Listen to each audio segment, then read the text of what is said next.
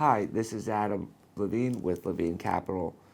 We're here today at TCS and Eagle Homes office in Philadelphia, and today we are speaking with one of the managing partners, Daniel Edrei. Thanks for coming, Adam. Thank you. Start off with your background and talk a little bit about your transition as a lender with B Corp Capital Markets and how you transitioned into a equity investor as a limited partner equity investor, and now your new venture being a co-GP.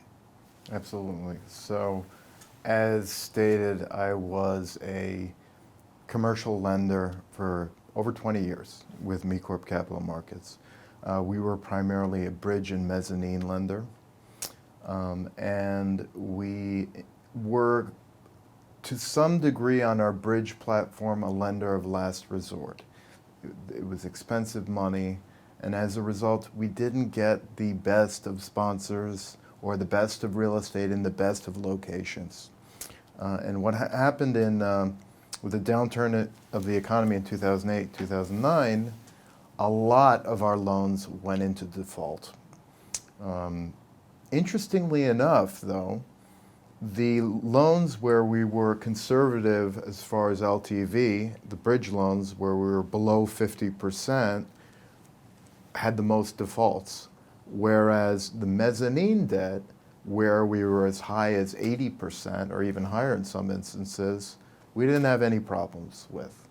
And the reason why we didn't have any problems is with the higher leverage loans, we were focusing on the best sponsors in the best locations with the best quality real estate. And when the world went upside down, these quality sponsors and quality real estate didn't have so many problems. The bridge loans, there were defaults, there were foreclosures, there were workouts that took many years to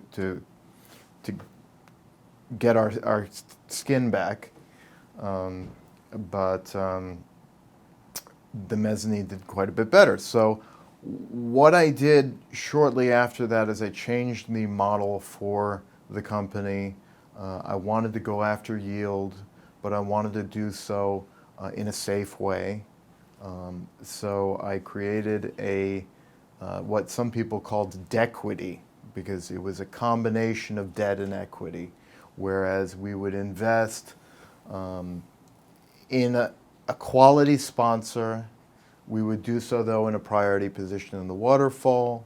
We would get a little less of the upside than we would have had we been a pari passu investor. But we were very successful in that product, and thus began my investment as an LP investor. Now, shortly afterwards, I started Anika Equities. And the reason why I did that, it was with the same staple of investors as Me Corp.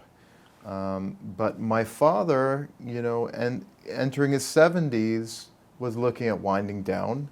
And I was, at the time in my early 40s and winding up. So I started Anika Equities, doing the same thing that I did in Me Corp, LP equity investing. And did that successfully for several years.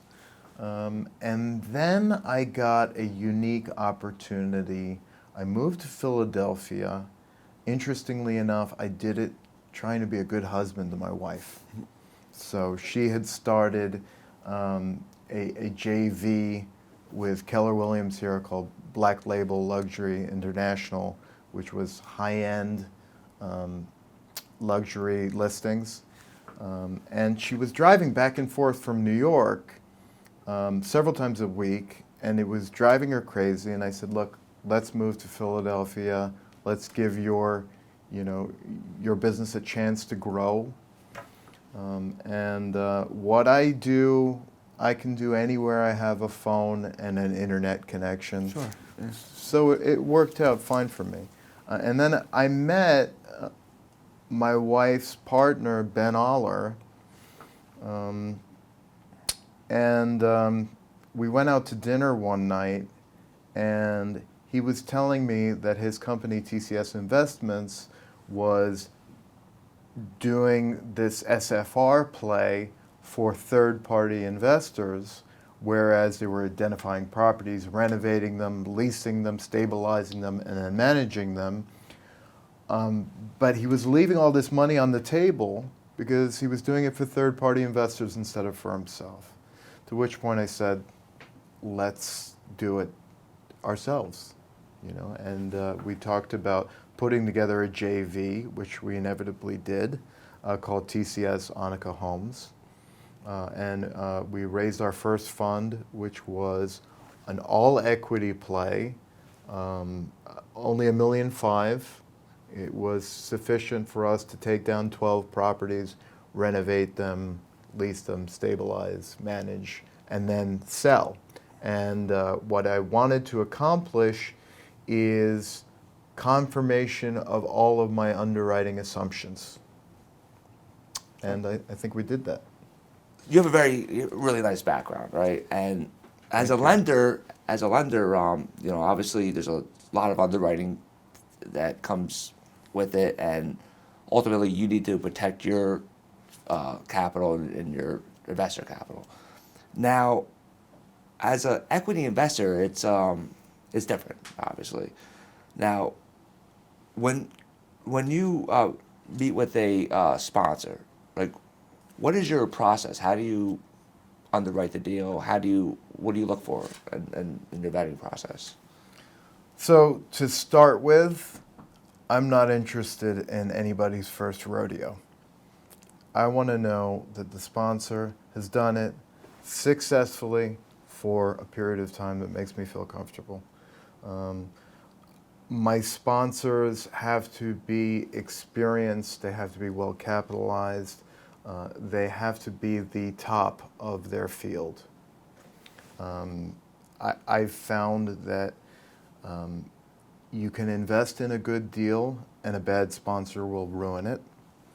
Whereas even in a so-so deal, when markets turn, when travesty affects the real estate, a good sponsor can save it. Sure. Okay.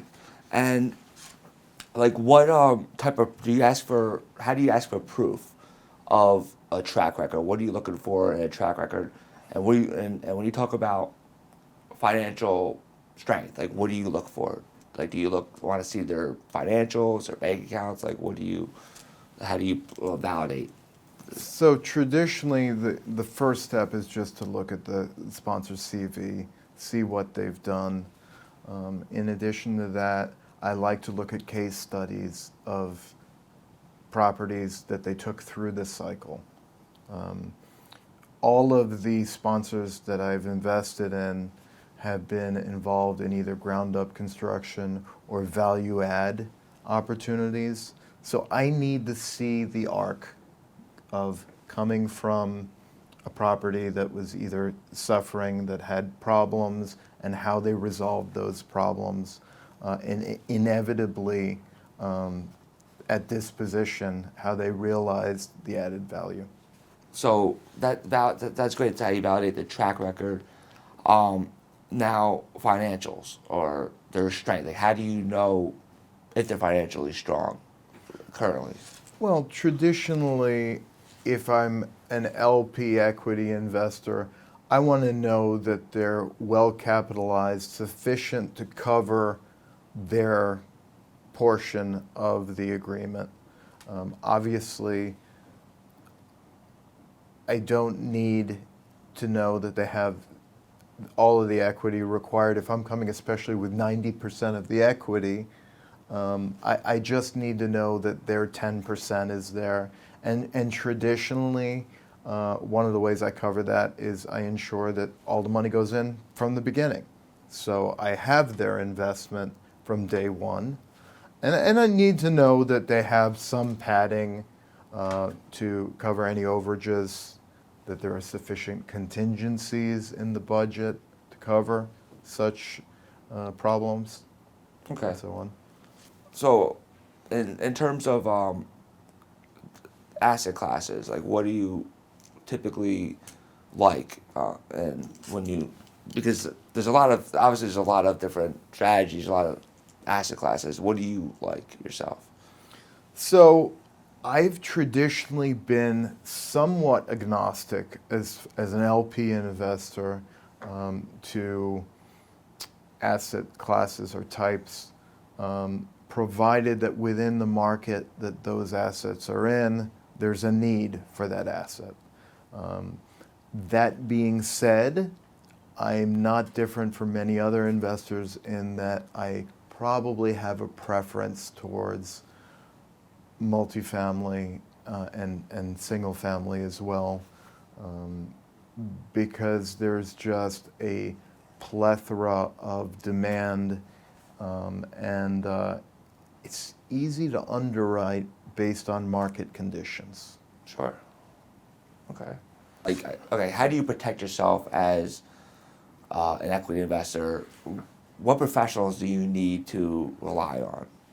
So there are many ways that you protect yourself as an equity investor. The first being you need to invest with a very quality sponsor for reasons that I mentioned before. That to me is the first thing that I underwrite, is the quality of the sponsor. After that, obviously you need to ensure that there's a demand for whatever you're building in that asset class, in that market in particular. There are many ways of protecting your investment, as far as having third-party due diligence, whether they be appraisals, feasibility studies, what have you. But again, when you deal with single family or multifamily, there's so much information readily available for those asset classes that it's sufficiently easier to go through your due diligence. Sure. And where do you usually look for this information? Like what sources or? There's readily available market information for whatever submarket you're dealing with from a number of different sources. You always want to have an appraisal, of course, regardless of what property that you're dealing with. If you're building for an asset class outside of single family or multifamily, maybe you want to bring in a feasibility study to ensure that there's demand for what you're building and a need for the specific product within that market. But again, when you're dealing with single family or multifamily, as readily as going to Google, Sure. you can find so much information on the sub-market, on the demographic that you're dealing with.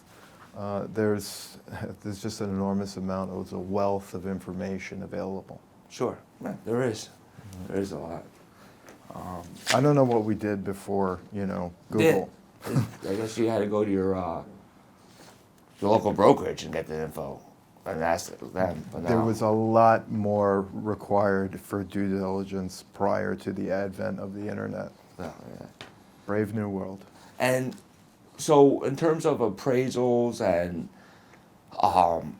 feasibility studies, as a lender, generally the borrower pays for that, right? But as an equity investor, like, who pays?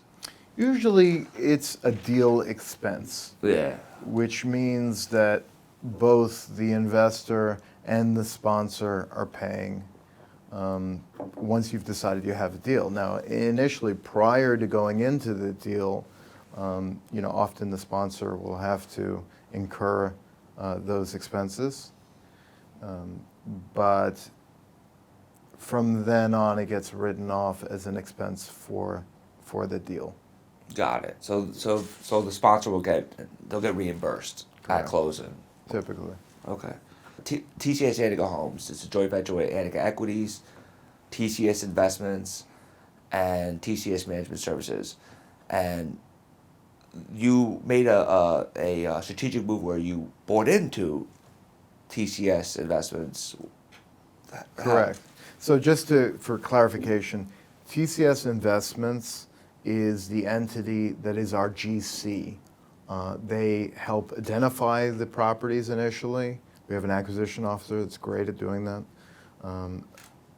They act as GC and hire subs to do all of the work.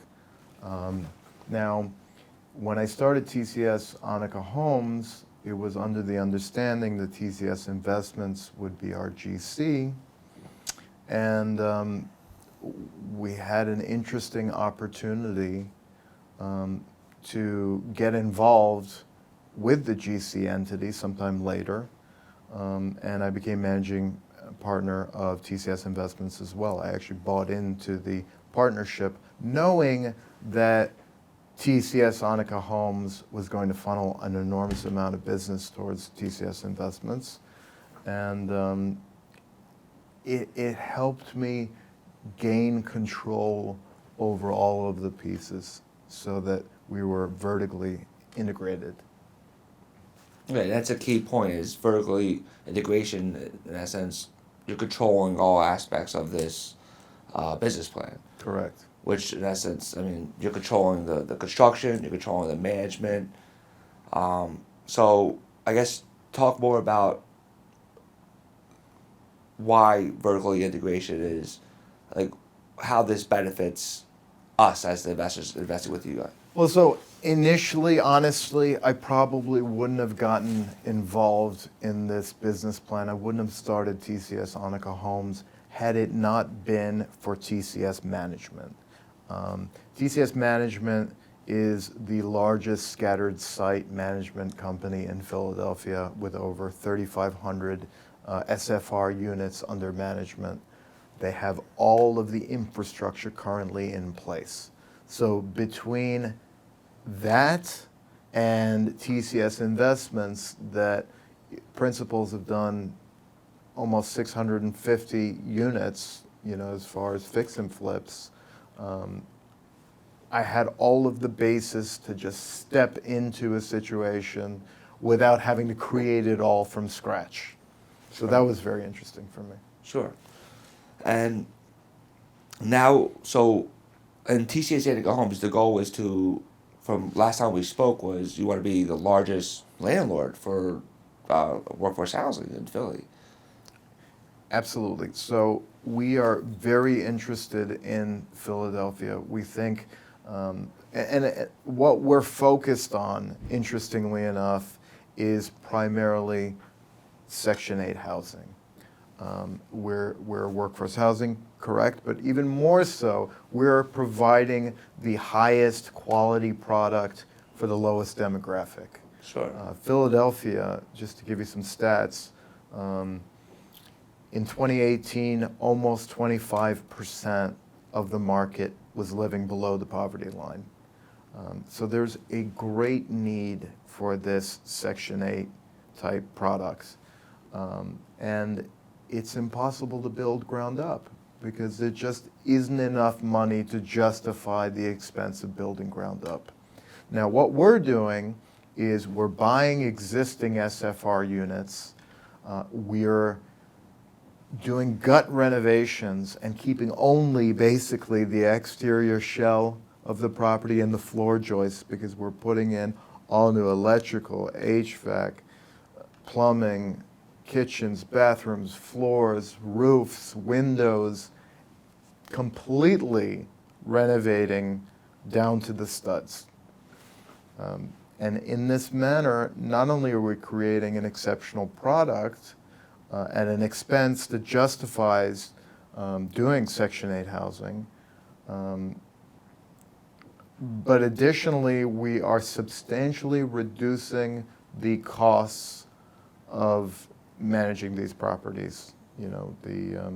Our properties don't have problems every few days. Sure. As you often do when you buy existing product and just rent it out.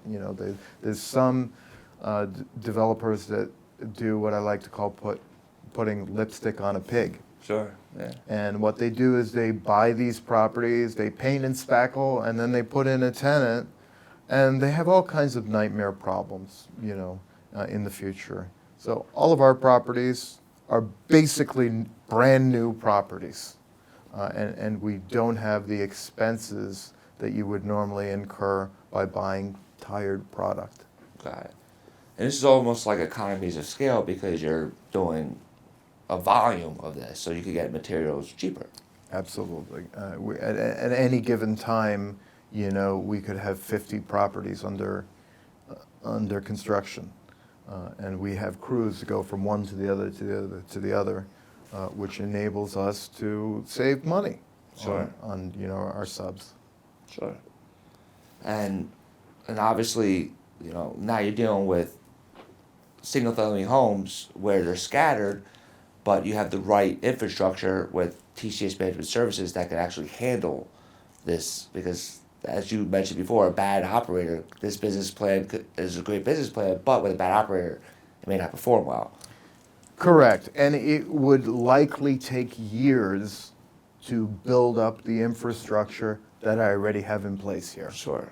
As I said, I wouldn't have got involved in this business plan had it not been for the infrastructure already being in place. I should say also, there are not many institutional partners in this space, certainly not in Philadelphia. And the reason being is there's a lot of brain rot to what we're doing on very small scales, one property at a time. It's only interesting when you have the ability and the infrastructure in place to do it. And not a lot of investors have that. Sure. Certainly, there's the Blackstones of the world with Invitation Homes that own 50,000 some odd units, but none of that exists in Philadelphia, Sure.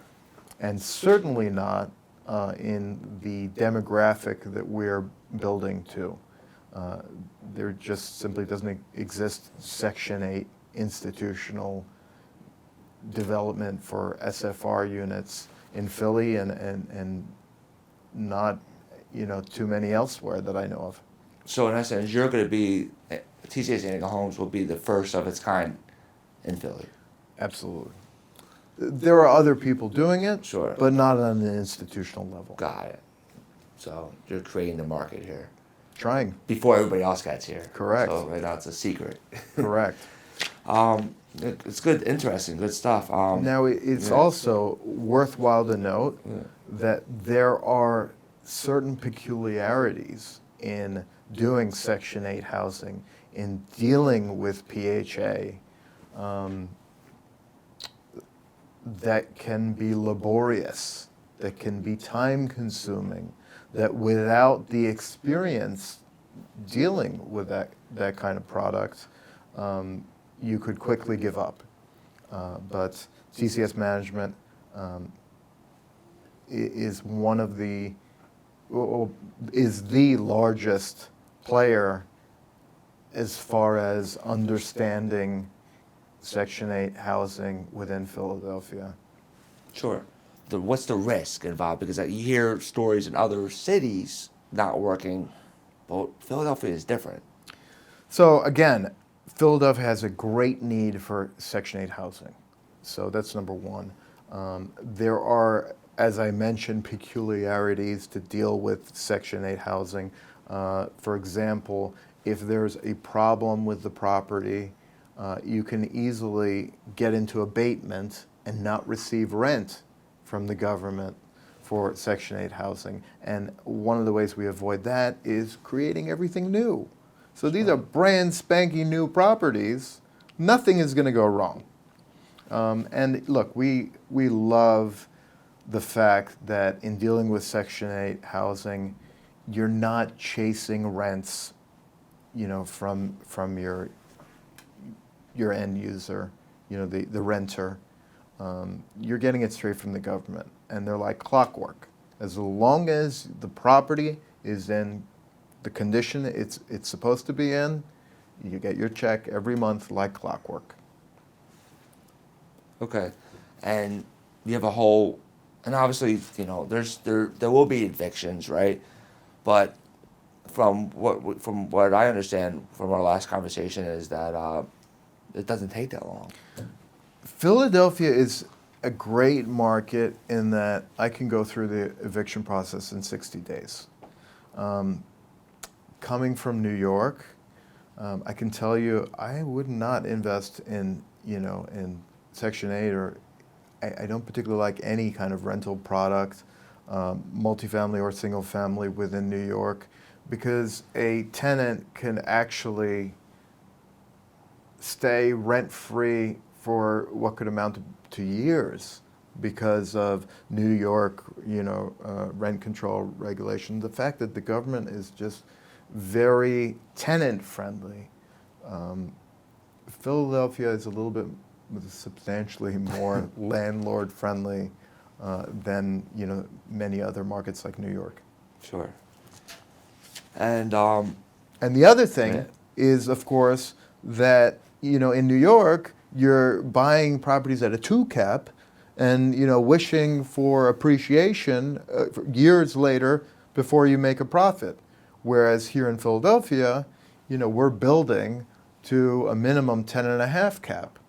So there's cash flow immediately. That's actually a great point.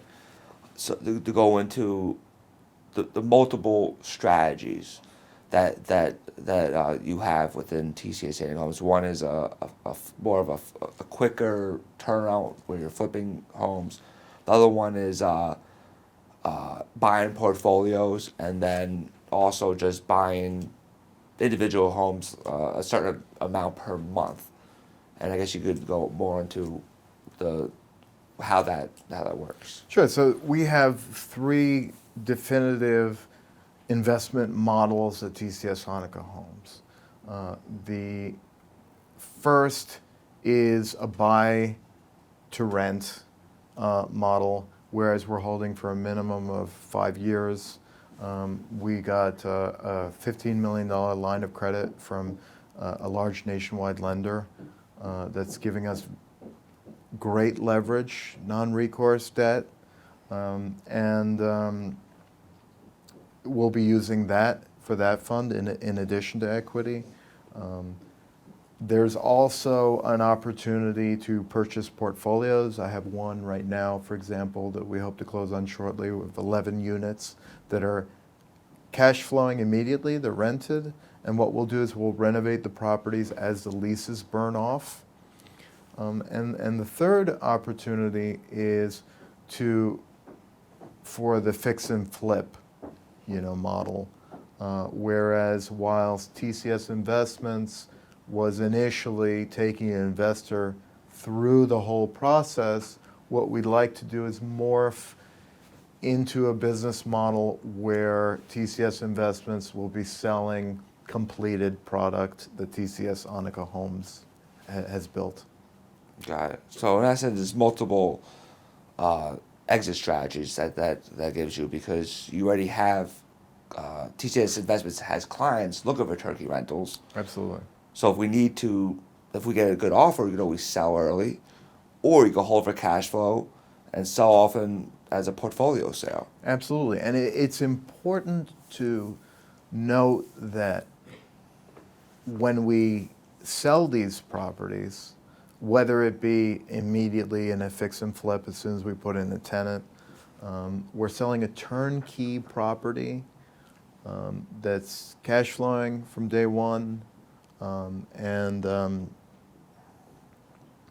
that's where our buyer is getting a levered return from day one of as much as 13 to 15 or 16%. So there's a lot of demand for the completed product, whether it be fix and flip, or it be 5 years later after a hold, or it be the sale of a portfolio of properties after a 5-year hold.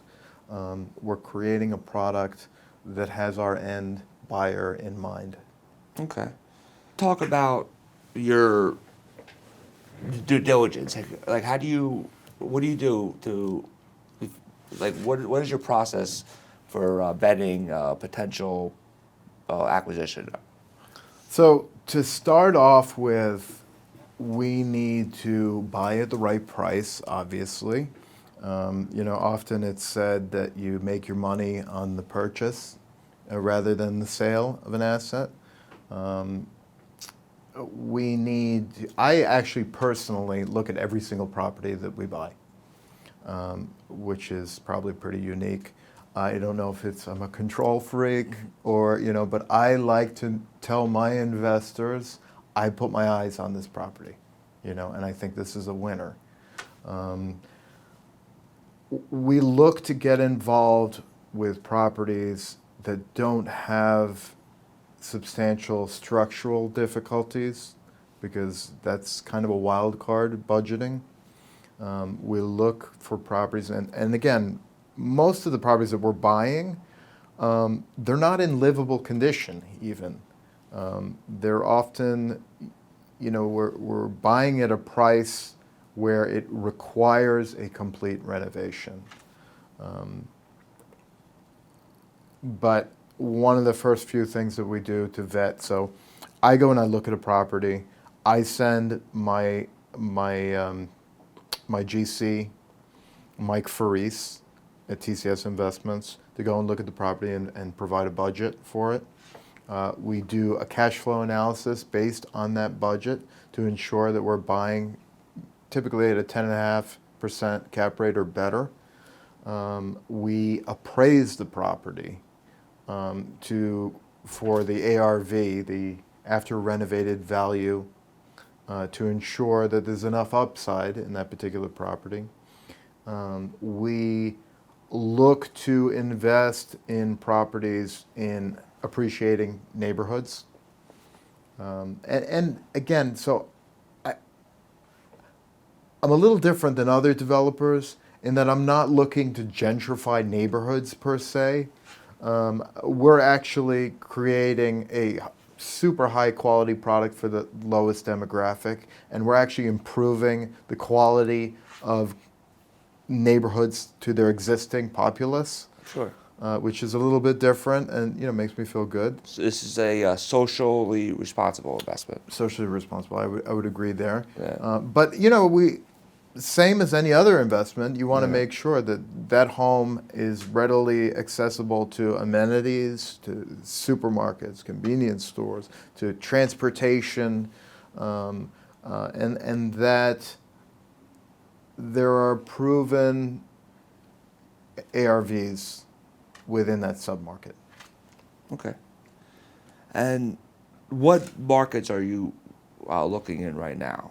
Like, what do you have your eye on, and where do you see yourself currently, and where is the future? So right now we're focused primarily in West Philadelphia.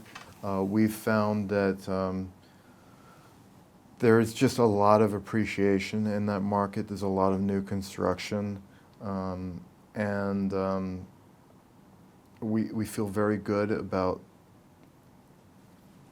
being in a sub-market which is continually getting better. I should say Philly as a whole is going through a bit of a renaissance, somewhat like we saw in New York and some smaller markets 20, 30 years ago. There's a lot of renovations going on. There's a lot of new construction going on. And we like to try and stay in those particular neighborhoods. Sure. Because they obviously affect the values of our properties. Whether we're selling right away so that our end buyer will realize that appreciation, or we're holding for 5 years or more, so that by the time we exit, we've realized sufficient value. Okay. And from what I understand, you're looking to buy blocks of homes, so you could create your comps. Absolutely. Whenever possible, we like to stay within even the same street if we can do that. Sure. Because then, like you said, as we renovate, we're creating comps for our own properties. Sure. This is particularly useful when we go into markets for a longer hold that maybe are not the hottest markets yet, but are adjacent to those hot markets, and we know that there's growth happening in the next couple of years. We in that instance, it's important that we create our own comps by building close to each other. The other thing is that when we buy and build in properties that are close to each other, what we do is we make it easier for our subs, to go from property to property to property, which saves us money. Sure, absolutely. And what type of tenants are living here in these homes, and how do you pick the good one from the bad? How do you filter? So that's probably some of the secret sauce Yeah. that TCS Management in particular Sure. has is evaluating, especially on a voucher program, who are your good tenants. You're not going to have guys with 750 scores on their credit. We like whenever possible that they're employed. In the instance that they're not employed, sometimes they're single mothers. It's a matter of interviewing the tenant and recognizing if there's somebody that has a little bit of pride, in themselves, in what they do. What we're hoping to do is for these tenants improve the quality of their life sufficiently so that they can grow out of the voucher model. Sure. Whenever possible. It's important in Section 8 to note that if the tenant doesn't take care of their property, they're subject to losing their voucher. And it's a big deal when you have, Section 8 paying for your rent, up to 100% of your rent. Traditionally, most of the tenants that we bring in don't want to lose their voucher Sure. under any condition. Sure, and the other benefits were what you mentioned before was the average tenancy was like 5 years. Oh yeah, so that's a great advantage to Section 8 housing. Average tenancy for Section 8 is 5.5 years. Whereas on the open market, it's probably closer to 2 years. Sure. So that's a save on cost, obviously. You're saving on the rental commission, and you're not going through the process of having a unit down while you're finding a tenant. Sure. So Sure. And another note was that you mentioned before that with Section 8, you get was it like a 30% premium over market rate rents? yeah, we've found that Section 8 rents are typically as much as 30% above market in the neighborhoods that we're invested in. Sure. Now, granted, some of these neighborhoods, are going to improve, are going to gentrify, and there's a possibility at some point that the free market rents will increase substantially so that there's no financial benefit to Section 8, at which point we always have the option of going to the open market. Got it. Okay, so that's it's great. Thank you. Now, from your 25 years of experience as a lender, equity investor, you've seen what happens in cycles, and from what you mentioned, it doesn't take a rocket scientist to figure out that we're kind of at the last innings right now. So, this model with what you're doing with TCS and Eagle Homes, why is this a strong defense against a downturn? Hopefully it's not that bad, but you want to obviously be prepared. That's an interesting question. So, I have, over the course of my career, invested in a lot of luxury product. Over the last few years, I've completely refocused to invest only in, workforce housing and as well as Section 8. And the reason being is unlike many other people in real estate, believe that there's a correction coming imminently. When that correction comes, I don't want to be at the top demographic, which is the most volatile.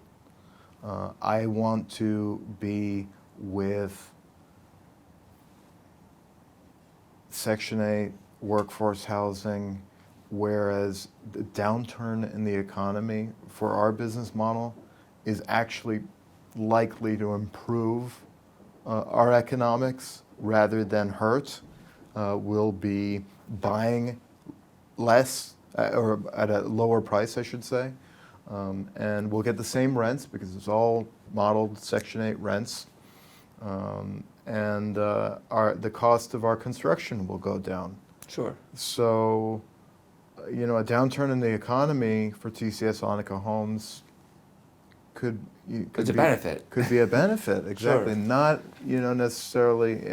I mean, I don't see a downside to the downturn, imminent downturn in the economy, investing in this particular demographic. Sure. You're catering to the masses. Correct. And as stated before, Philly has a massive need for Section 8 housing, with so many of its population living below the poverty line. Will never be able to, fully cover the demand. Sure. So that's your, in essence, that's what you're helping by delivering something that there's a need for. Absolutely. And how big's the waiting list? I believe it's like 10,000 people. I had heard that there's anywhere between 5,000 and 10,000, demand for this type of housing. And again, there's not a lot of new product that's focused on Section 8 housing. Sure. And that's where people get hurt in investing in real estate, because it's supply and demand.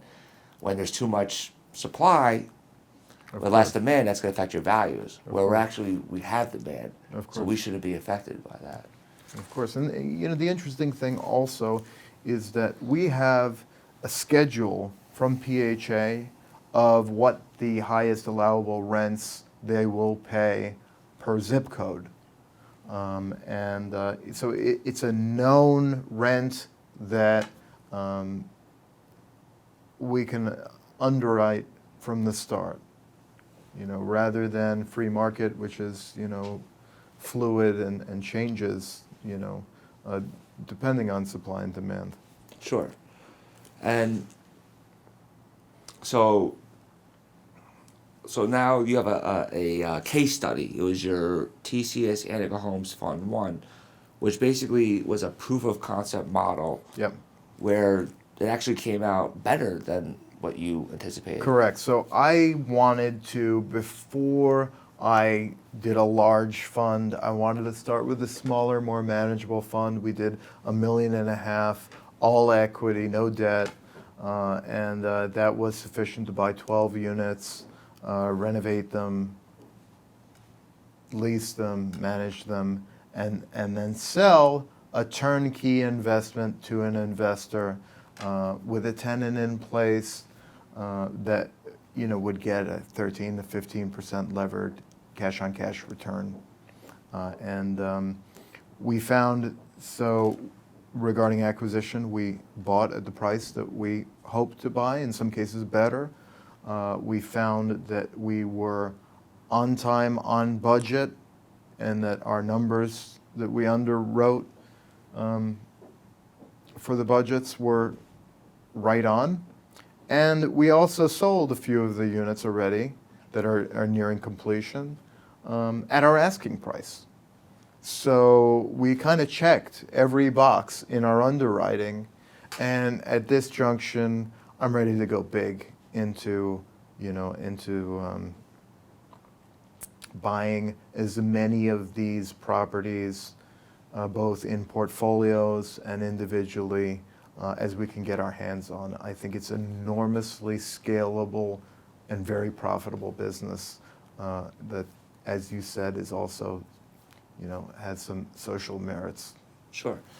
And one thing I wanted to touch on so TCS and Eagle Homes is a institutional quality sponsor.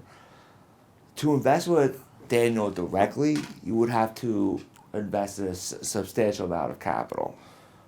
What Levine Capital is doing is we're, in essence, we're co-investors, right? But we're allowing the smaller investor to invest with us with as low as $25,000. And we're actually going to be more of an active investor with you. So we'll be part of the management of the whole life cycle of the investment that we're in. Where I'll review, obviously there's investor reporting. Absolutely. Always monthly investor reporting. Certainly, whenever I take in an LP investor, they're my partner.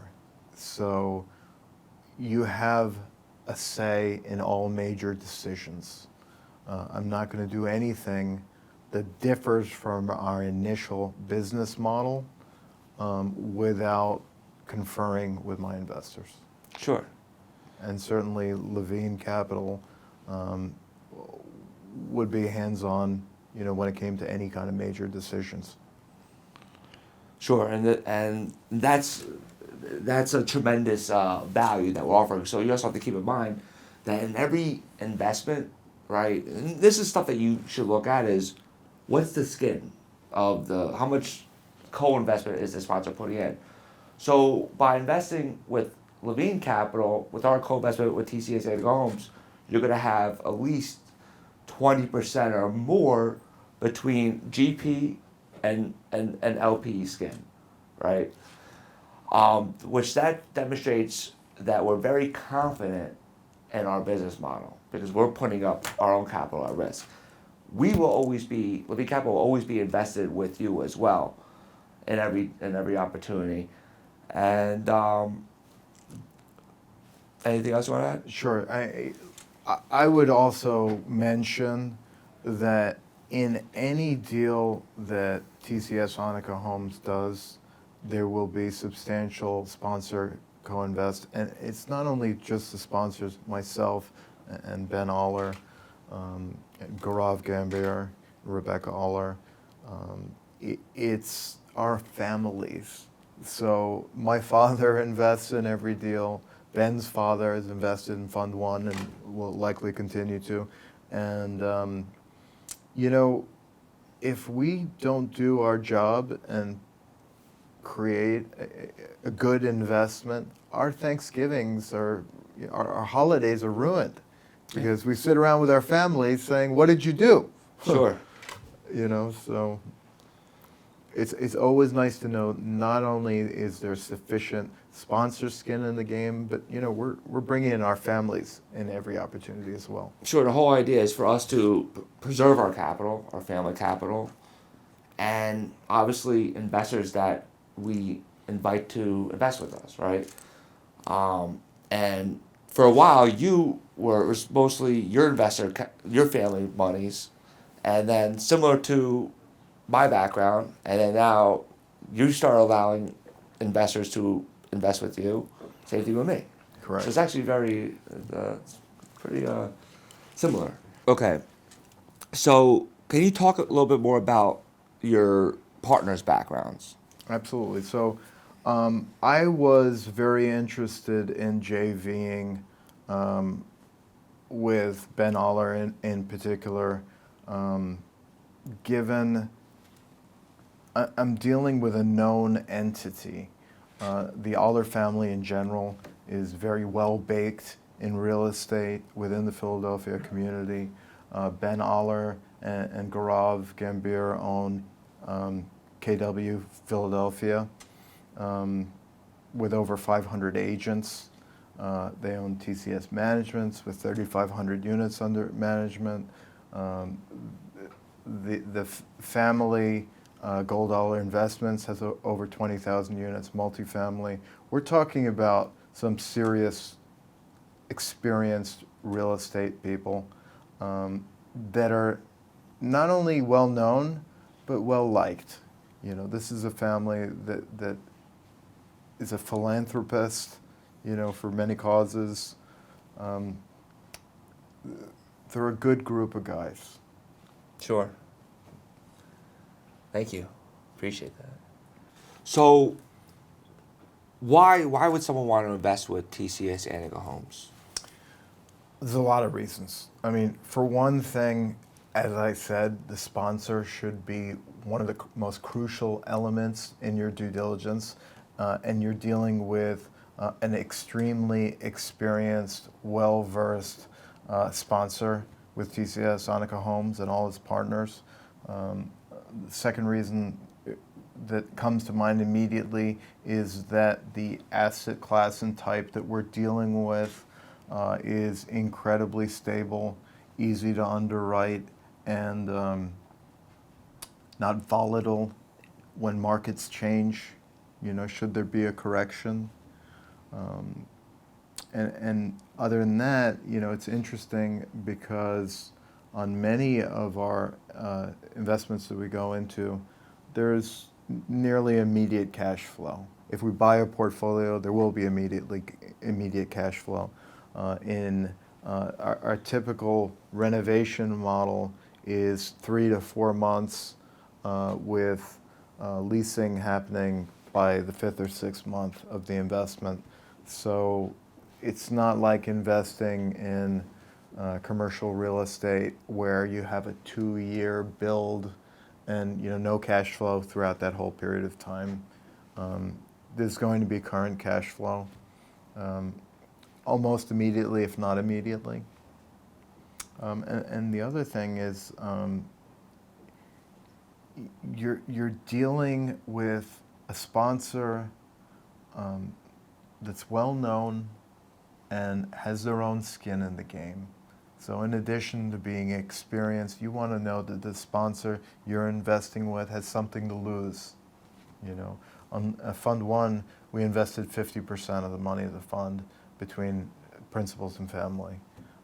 We will never have less than 10%. In most cases, we will have substantially more than 10% of our own co-invest.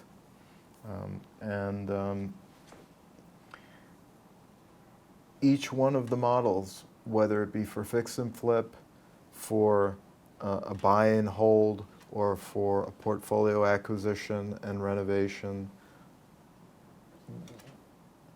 they're yielding substantial returns with a pretty low risk profile. Sure. So, you know, first off, as you mentioned before, you should consider preservation of capital, you know, preservation of wealth. And secondly, second to that only, you should consider your actual return on equity and your IRR and your equity multiple. And they're really very, very attractive to our LP investors. Okay. How do you mitigate risk? So there's a number of ways that we mitigate risk. First of all, our underwriting is very conservative. We ensure that there's lots of fat in our budget, that although we've done it numerous times, we want to ensure that we have anywhere from between a 5 and 10% contingency within our budget. We're investing in proven markets and markets within, or sub-markets, I should say, that we truly believe will appreciate. We typically model our exit cap rates 100 basis points above what we think we'll get. So, if I'm thinking I'm getting an 8% exit cap rate, I'm probably budgeting a 9% cap rate.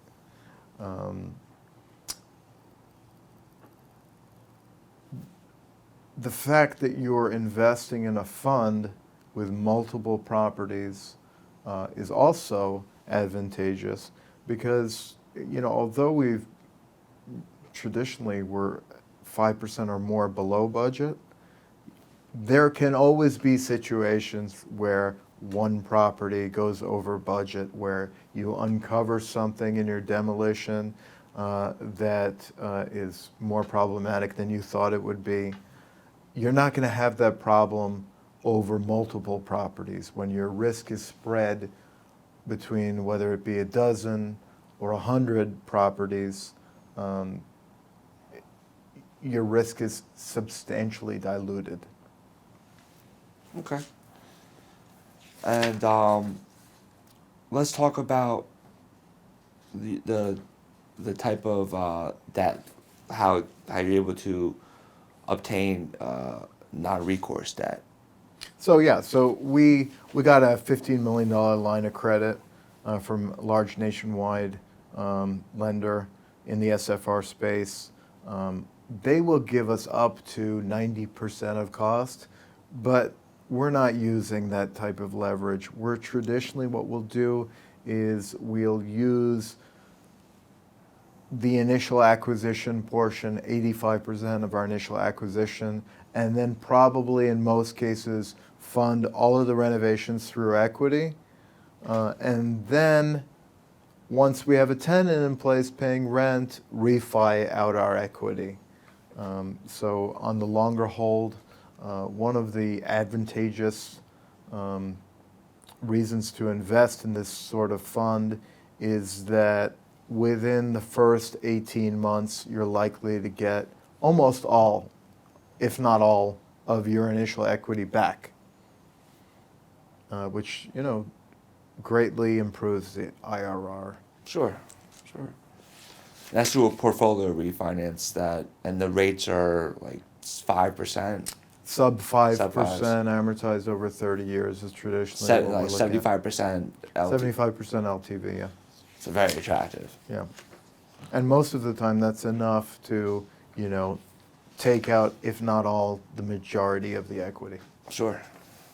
Thank you for listening to us here today. If you are an accredited investor, please visit our website and fill out our contact form where you can learn more about the current investment opportunities that we have with TCS and Eagle Homes. Thank you.